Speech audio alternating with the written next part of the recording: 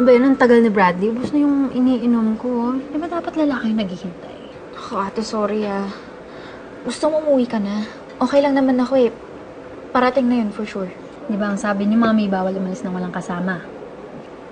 May kasama naman ako na late lang. Sige na, okay na ako. Sige ka, baka abutan ka pa ni Bradley dito. Sige ka, isasama ka nun sa date namin. Sige na nga. Ayoko maging third wheel eh. Sige, uwi na ako. Basta mag-iingat ka ha. Sige. Ingat. Ikaw din.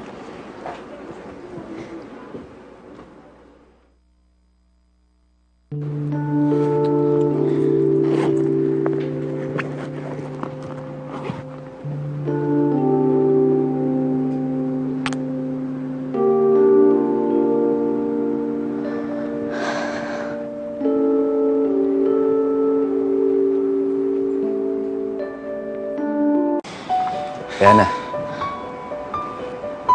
Joaquin?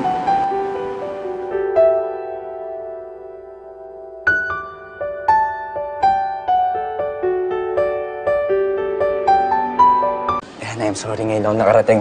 Sobrang traffic sa labas eh. Okay lang. Teka, paano mo nalaman nandito ako? Actually, Bradley asked me to be here. Hindi daw siya makapunta eh. Bakit? Ano nangyari sa kanya? Diana, you have nothing to worry about.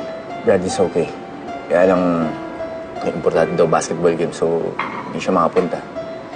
Hindi niya man lang nasabi sa akin.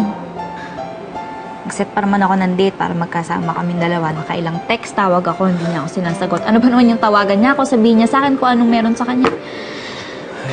Diana, kasi sinundo siya agad ng mga teammates niya. So, baka naman nakalimutan lang niya.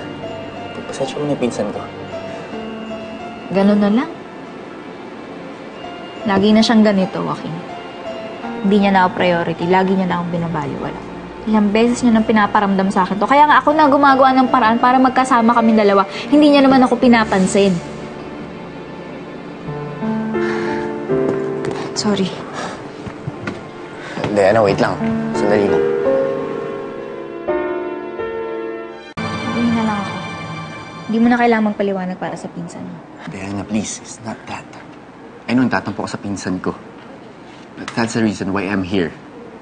Kung wala si Bradley, ako, nandito naman ako lagi. Joaquin, iba si Bradley.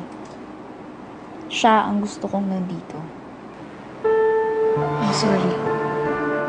Ano naman pala gusto mo eh. Kayang-kaya ko yun.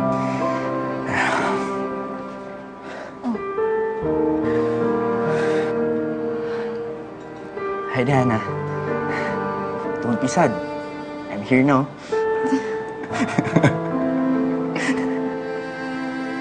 Sawa sa pangiti rin kita. Kala ko di ka na tingiti. Gayang-gaya ba? Oo na. Baklase talaga yung pinsan ko, no? Siya na nakapagpangiti sa'yo. Siguro nga, mahal na mahal mo talaga siya.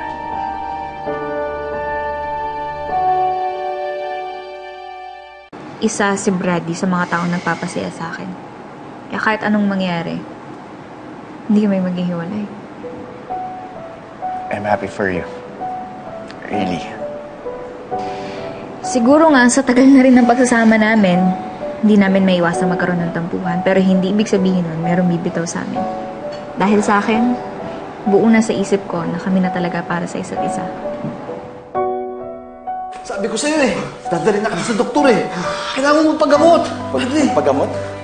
Oo. May sakit ko si Bradley? Oo. May sakit ang pinsan mo. At hindi basta sakit lang. May tani na buhay niya. Diana, don't get me wrong, ah. Pero, what if may mangyari? Joaquin, walang mangyayari. Hanggat alam namin na mahal namin ang isa't isa, hindi kami maghihiwalay. Imposibleng mangyari yun.